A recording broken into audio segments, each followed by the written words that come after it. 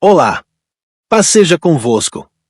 O objetivo da nossa jornada de hoje não é apenas revisitar conceitos ou fatos históricos, mas mergulhar na profunda revelação de Deus ao longo da história de Israel, entendendo como essa revelação se manifesta em temas centrais como salvação, morte, vida futura e, finalmente, a esperança messiânica.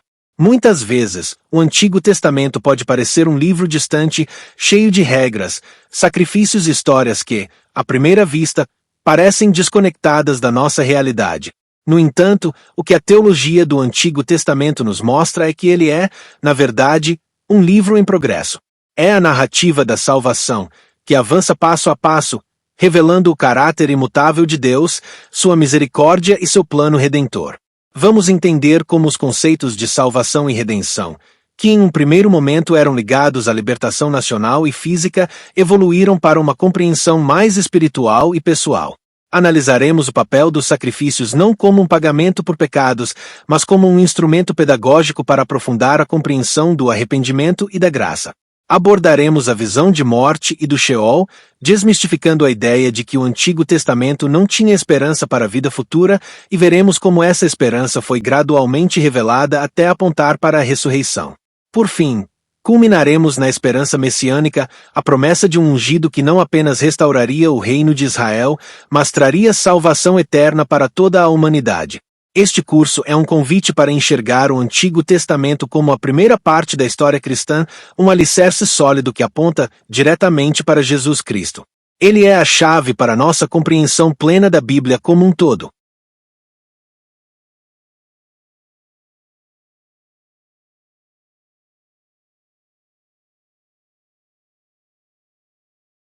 A jornada da salvação no Antigo Testamento nos revela que ela é fundamentalmente uma iniciativa divina, uma ação de Deus em favor da humanidade. É crucial entender que a salvação não é um conceito que o ser humano consegue alcançar por seus próprios meios ou méritos. Ela é, na verdade, uma das qualidades centrais e mais poderosas do próprio Deus, que se revela como o Deus que salva. A frase se repete nas Escrituras, consolidando essa verdade. O grande evento do Êxodo é a prova irrefutável disso. Deus não apenas libertou os israelitas da escravidão no Egito, mas também se estabeleceu como Senhor e soberano sobre eles. O Êxodo é o modelo de salvação que ecoa por todo o Antigo Testamento, mostrando que a libertação física do poder de um inimigo é uma manifestação da salvação espiritual. A palavra hebraica para salvação, yasha, vai além de um simples resgate. Ela carrega a ideia de fazer largo ou viver em abundância, indicando que a salvação de Deus proporciona não só a liberdade do mal, mas uma vida plena, livre das amarras do inimigo e cheia de provisão. Essa salvação é teocêntrica, ou seja, tem Deus como seu ponto de partida e de chegada. Ela não é iniciada ou mantida pelo esforço humano, mas é um reflexo do caráter gracioso e misericordioso de Deus. O Antigo Testamento nos ensina que, em todas as formas de socorro que o povo recebeu, seja na vitória contra inimigos ou na provisão de alimentos, era o próprio Senhor, e não líderes ou reis, o verdadeiro Salvador. Essa dependência de Deus para a salvação é uma lição central que prepara o povo para a compreensão ainda mais profunda da salvação que viria por meio do Messias.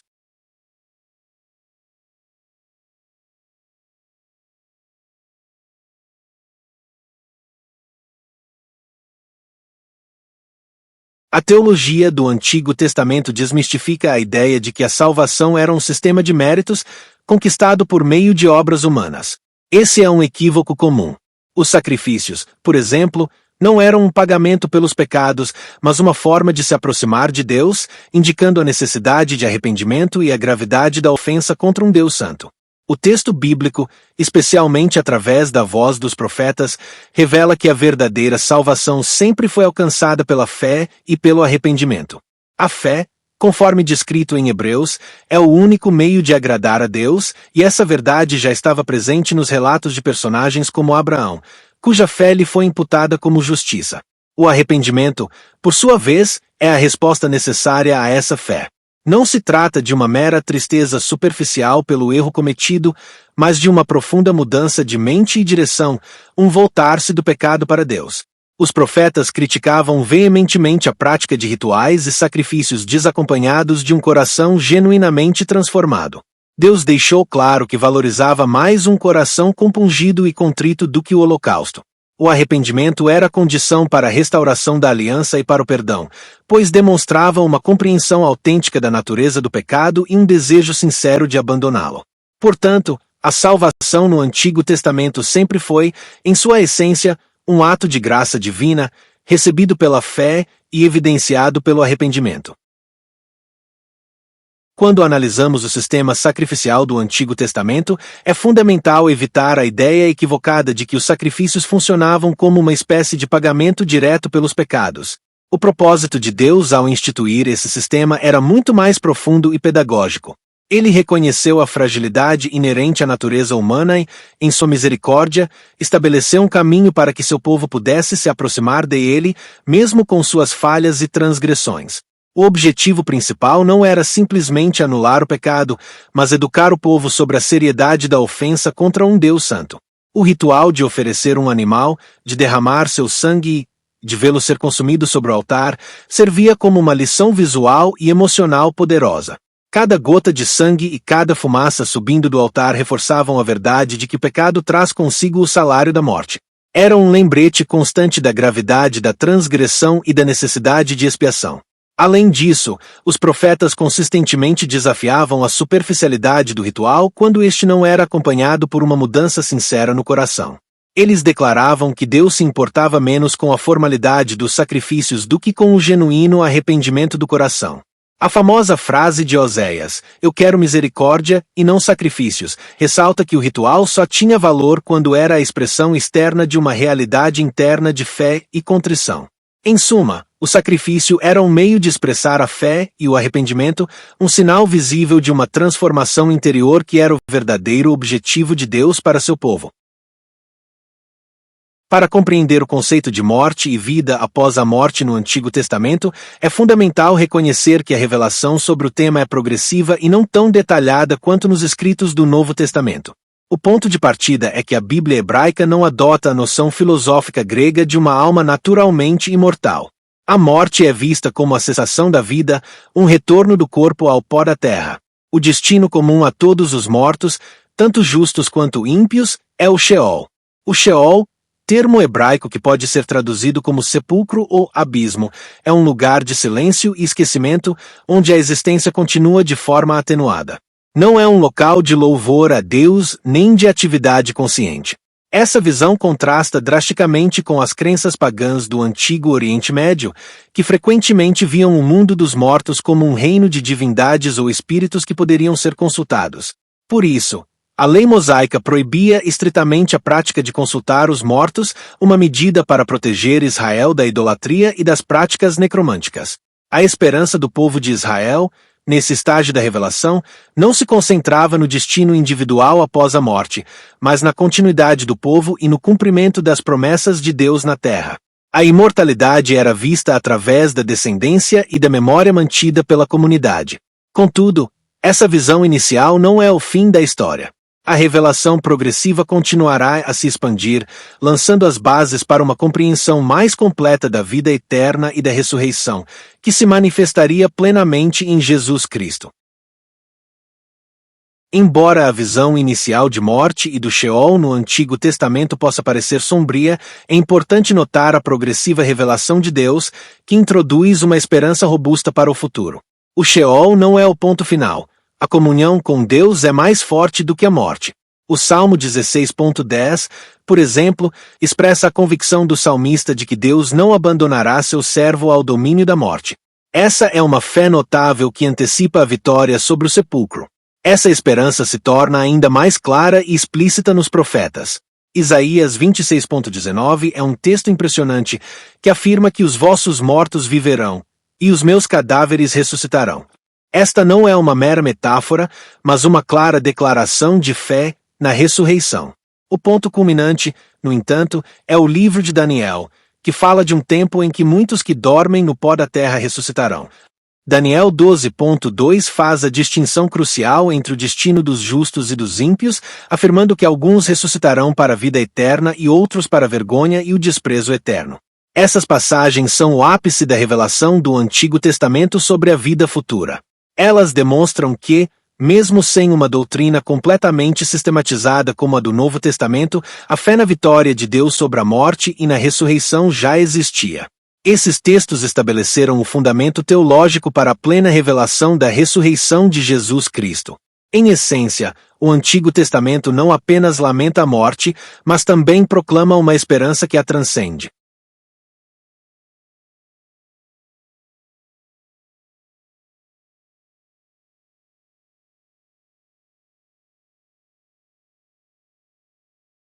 A esperança messiânica é o cerne da teologia do Antigo Testamento, a promessa final de salvação que permeia toda a narrativa bíblica.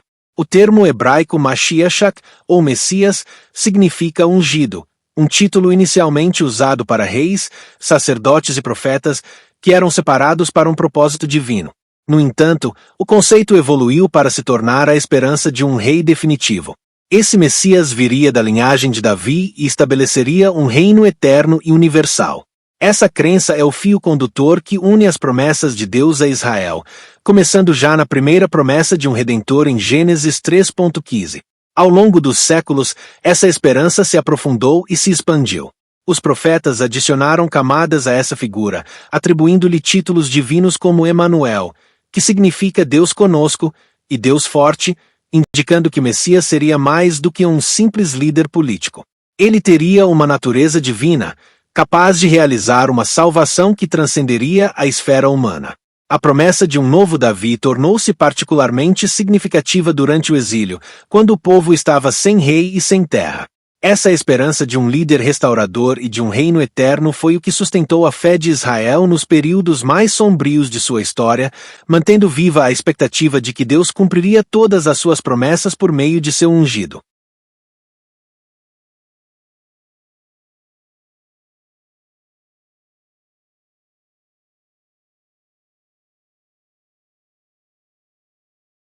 A figura do Messias no Antigo Testamento é um mosaico de esperança, formada por diferentes aspectos que, à primeira vista, poderiam parecer contraditórios. Para entender essa riqueza, é preciso examinar as três principais representações proféticas. O primeiro aspecto é o Messias Rei. Essa figura é profundamente enraizada na promessa feita a Davi, que estabeleceria um trono eterno para sua descendência. Ele é o líder glorioso e guerreiro divino que trará justiça e paz. Este era o Messias mais esperado pelo povo judeu, que ansiava por um libertador político que restaurasse o reino de Israel à sua antiga glória. O segundo é o Messias Filho do Homem. Esse título, encontrado no livro de Daniel, eleva a figura messiânica a um plano celestial. Diferente de um rei terreno, o Filho do Homem é glorificado, tem um domínio eterno sobre todas as nações e vem nas nuvens do céu. Esse aspecto indica que o Messias não seria apenas um governante humano, mas um ser divino com autoridade e poder universais. Por fim, o mais surpreendente e profundo é o Messias servo sofredor. Nos Cânticos do Servo de Isaías, essa figura é descrita como alguém que não vem para dominar, mas para sofrer. Ele é humilhado, perseguido e até morto, mas não por seus próprios pecados. Seu sofrimento é vicário, ou seja, substitutivo, assumindo as iniquidades da humanidade para que os pecadores pudessem ser libertos. A união desses três aspectos aparentemente opostos é um dos maiores mistérios, ao mesmo tempo, a maior beleza da teologia do Antigo Testamento. Eles se encontram e se realizam perfeitamente em Jesus Cristo, o Rei que veio para servir e sofrer, o Filho do Homem que foi humilhado, e o Servo que reina gloriosamente sobre todas as coisas.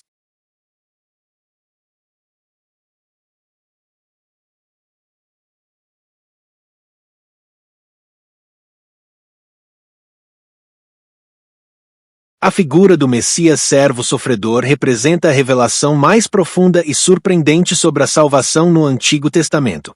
Embora o povo de Israel esperasse um rei glorioso e guerreiro, os profetas, especialmente Isaías, insistiram em uma figura messiânica humilhada e rejeitada. Essa revelação foi revolucionária, pois subverteu a expectativa popular de um Messias triunfante. O clímax dessa revelação é o último cântico do servo, em Isaías 52:13 e 53 versículos 1 a 12. Nesta passagem, o profeta descreve o servo como alguém que é ferido pelas nossas transgressões e moído pelas nossas iniquidades, A essência dessa profecia é a introdução do conceito de sofrimento vicário, onde um inocente sofre em lugar de outros. O sofrimento do Messias não é uma consequência de seus próprios pecados, mas um ato voluntário e sacrificial para libertar os pecadores da punição que eles mereciam. Essa visão transforma completamente a compreensão do sistema sacrificial do Antigo Testamento. Os sacrifícios de animais, que eram uma sombra e uma preparação, encontram seu cumprimento no sofrimento do servo. A expiação final, o meio pelo qual os pecadores seriam justificados diante de Deus, não viria mais do sangue de bodes e touros, mas do próprio servo de Deus. Esse ato supremo de amor e sacrifício é o meio pelo qual a justiça de Deus é satisfeita e o ser humano é reconciliado com ele. O sofrimento do Messias, portanto, é a chave para a salvação, revelando a graça e a misericórdia de Deus em sua forma mais plena. A salvação que o Antigo Testamento anuncia é muito mais do que uma libertação física ou política. É uma salvação de natureza espiritual e eterna que culmina na vinda do Messias. Essa salvação está ligada a uma renovação espiritual completa, que não é um mero remendo, mas uma transformação radical do ser humano. Os profetas do Antigo Testamento vislumbraram essa salvação. Jeremias, por exemplo, fala de uma nova aliança, que seria diferente da aliança feita no Sinai. Em vez de ser gravada em tábuas de pedra, ela seria inscrita nos corações das pessoas. Essa promessa de uma aliança interna e pessoal é complementada pela visão de Ezequiel, que fala de um tempo em que Deus daria ao seu povo um coração novo e colocaria o meu espírito dentro de vós. Essa é a essência da salvação messiânica, uma transformação interna que purifica e santifica o ser humano. Essa salvação lida com a raiz do problema do pecado. Ela não se limita a perdoar a culpa do pecado, mas também anula o seu poder em nossas vidas.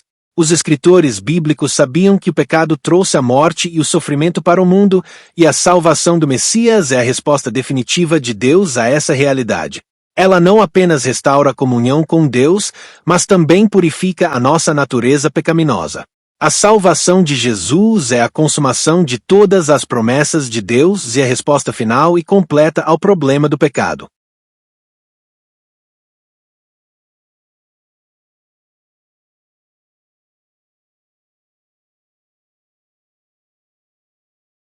A teologia do Antigo Testamento nos leva a uma conclusão essencial. Ele não pode ser compreendido como um livro isolado. Ele é, na verdade, a primeira parte de uma história maior, a história da salvação que Deus preparou para a humanidade. O Antigo Testamento é a narrativa da preparação para a vinda de Jesus Cristo. Os autores do Novo Testamento, movidos pelo Espírito Santo, viram essa conexão de forma clara. Eles não ignoraram o Antigo Testamento, mas o reivindicaram como sua própria história e a chave para entender quem era Jesus. Em cada profecia, cada sacrifício, cada festa e cada história de libertação, eles viram sombras e símbolos que apontavam diretamente para ele. Jesus é o cumprimento de tudo o que foi prometido. Ele é o rei prometido da linhagem de Davi, o servo sofredor de Isaías, o filho do homem que Daniel viu, o cordeiro pascal que tirou o pecado do mundo e o sumo sacerdote que se ofereceu uma vez por todas. Sem a luz do Novo Testamento, o Antigo permanece como um livro de profecias não realizadas, de rituais sem significado final. No entanto, quando ele é estudado com uma visão cristã, torna-se uma base sólida que fortalece a fé. A revelação de Deus foi progressiva e ela culminou em Jesus Cristo, o Messias. Ele é o ponto central onde todas as promessas se encontram. Assim, a teologia do Antigo Testamento nos ensina a ver a Bíblia como uma única história de redenção que aponta para o nosso Salvador. Apesar de a narrativa do Antigo Testamento focar na história de salvação de Israel, a visão profética revela um plano muito mais amplo, que abrange todas as nações. A promessa de que o Messias seria uma luz para os gentios e que traria justiça às nações demonstra que a intenção de Deus sempre foi universal, estendendo a salvação para além das fronteiras de Israel. A teologia do Antigo Testamento aponta para a manifestação de um povo glorificado e ideal, uma nação que cumpriria a missão de ser luz para o mundo. Essa promessa, que estava presente em passagens como a de Isaías, encontra seu cumprimento no Novo Testamento com o surgimento da Igreja, o novo povo de Deus. A igreja é formada não por uma etnia específica, mas por pessoas de todas as línguas, tribos e nações, que se unem sob a liderança do Messias. O domínio mundial prometido ao Messias é transferido e realizado no reino de Jesus Cristo. Ele é o verdadeiro Filho do homem e servo do Senhor, que estabelece um reino espiritual e eterno que não terá fim. A obra do Messias não se limita a restaurar a nação de Israel, mas a criar um reino universal, abrangendo todos os que creem. A Igreja, portanto, é a concretização espiritual e global da esperança messiânica do Antigo Testamento, que culminou no ministério e na obra de Jesus.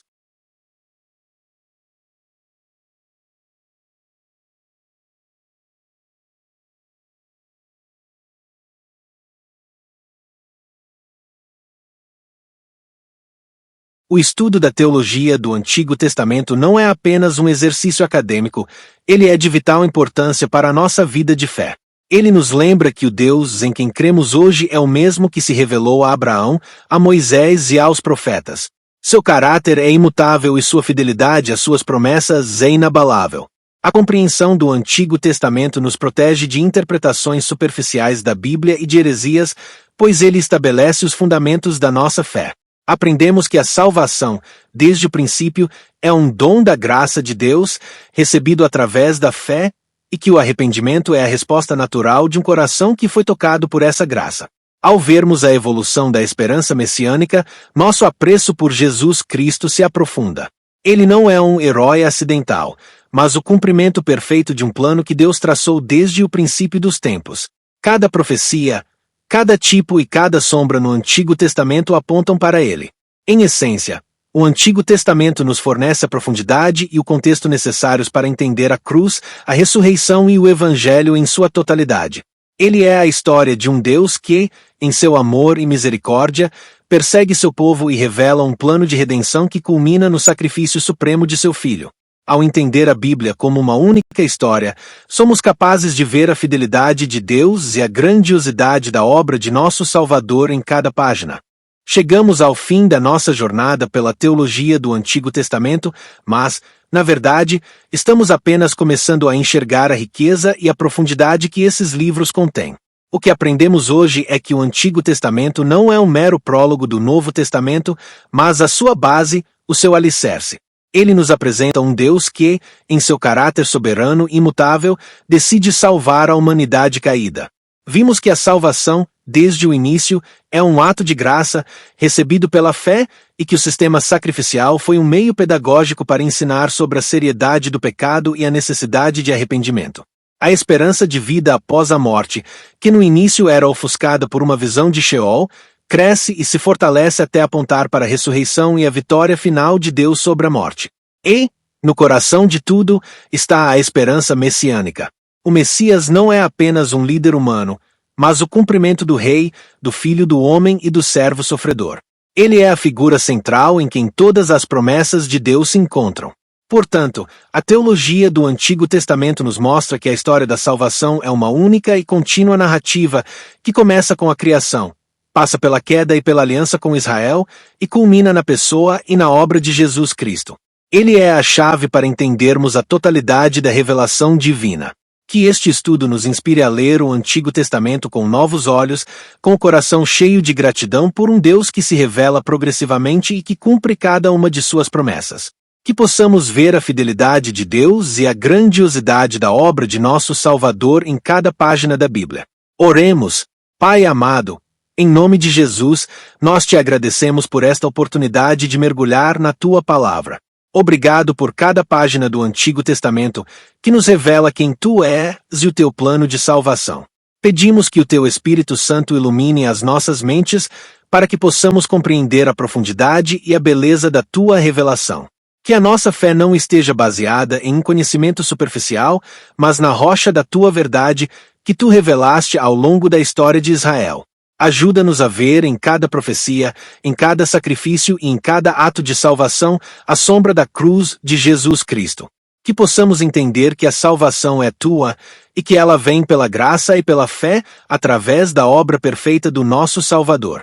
Senhor, Pedimos que esta aula não seja apenas um momento de aprendizado, mas um catalisador para uma fé mais profunda e um relacionamento mais íntimo contigo. Que possamos amar a Tua Palavra e buscar em cada um dos Seus livros o conhecimento do nosso Redentor. Que a esperança messiânica que sustentou o Teu povo no passado seja a mesma que nos sustenta hoje, na certeza de que Tu és o Rei que veio, o Salvador que sofreu por nós e o Filho do Homem que voltará para nos levar para a Tua presença. Tudo isso te pedimos, em nome de Jesus. Amém.